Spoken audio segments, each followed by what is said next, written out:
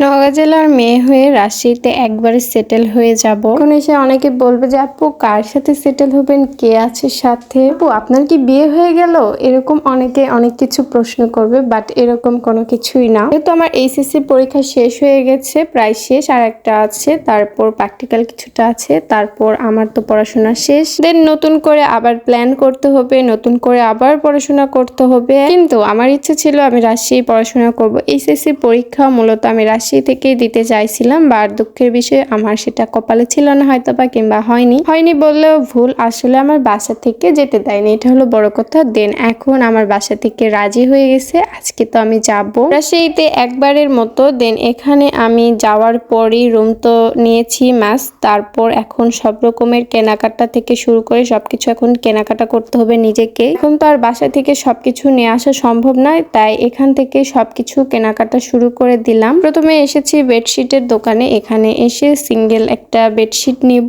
তার সাথে নিব বালিশ, কোল বালিশ, সবকিছু। আসলে কোল বালিশ ছাড়া আমার আবার ঘুম হয় না, যেহেতু বাড়িতে আমার অভ্যাস আছে সেহেতু সেটাও কিনতে হবে, সবকিছুই কিনবো। আর সবকিছু মিলে আজকের এই একটা বিস্তারিত ব্লগ থাকছে। হ্যালো এভরিওয়ান, আসসালামু আলাইকুম, কেমন আছেন সবাই, আপনাদের কি অবস্থা? চলে এসেছি নতুন আবার একটা ব্লগ ভিডিও নিয়ে। আবার আগে একটা কথা বলে নিব, আপনারা কে কে রাজশাহী জেলা থেকে দেখছেন কিংবা রাজশাহী থেকে বলছেন তারা অবশ্যই আমাকে কমেন্টে জানাবেন। আজকে থেকে কিন্তু আমি রাজশাহী এখন নিয়মিত থাকবো, আর সেখান থেকে ব্লগ ভিডিও থেকে শুরু করে সবকিছু বানাবো। শুধু এগুলো করলেই তো হবে না, তার সাথে আমার পড়াশোনাটাও কন্টিনিউ করতে হবে। দেন এখানে এসেছিলাম পর্দা কিনতে, মানে আমার জানলার পর্দা নিতে হবে। অনেক সুন্দর সুন্দর আর অনেক কোয়ালিটি ফুল পর্দা ছিল, আর এগুলো রাজশাহীতে এত পরিমাণ প্রাইস, আমি যেগুলো দেখাচ্ছি এখন হাত দিয়ে, এত পরিমাণের প্রাইস, হাই কোয়ালিটির, আমি তো শুনে অবাক হয়ে গেছি। বাবারি বাবা, আমি থাকবো মাসে, তার মধ্যে আবার এত সুন্দর আর এত দামি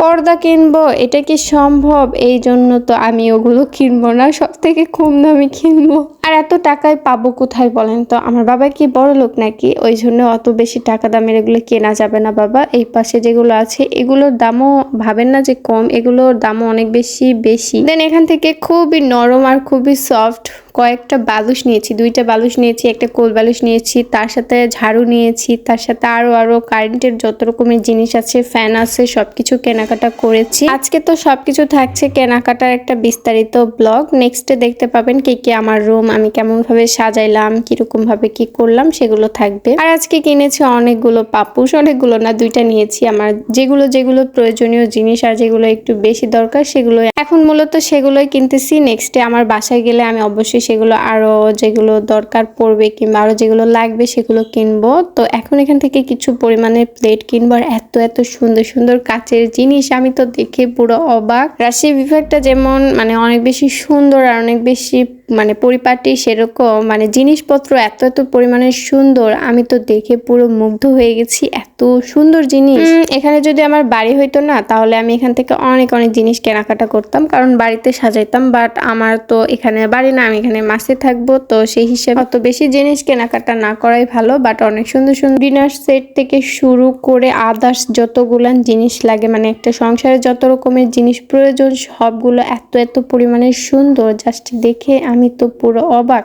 আপনারা রাজশাহী থেকে কে এরকম ভাবে শপিং করেছেন অবশ্যই জানাবেন। আর এত সুন্দর সুন্দর জিনিসপত্র, ও মাই গড, সব থেকে ভালো লেগেছে এই জিনিসগুলো দেখে, মাটির জিনিস, তার সাথে এরকম এত সুন্দর এগুলো আমার অনেক বেশি ভালো লাগছে। নেক্সট আমি এগুলো কিনবো, বাট এখন কেনার সময় নাই। এখন থেকে আমি আর বগুড়া জেলার ভিডিও করব না, এখন থেকে আমি রাজশাহী জেলার মানুষ, রাজশাহী জেলা থেকে এখন ভিডিও শুরু করে দিব। আল্লাহ হাফিজ, সবাই ভালো থাকবেন, দেখা হবে নেক্সট ব্লগে।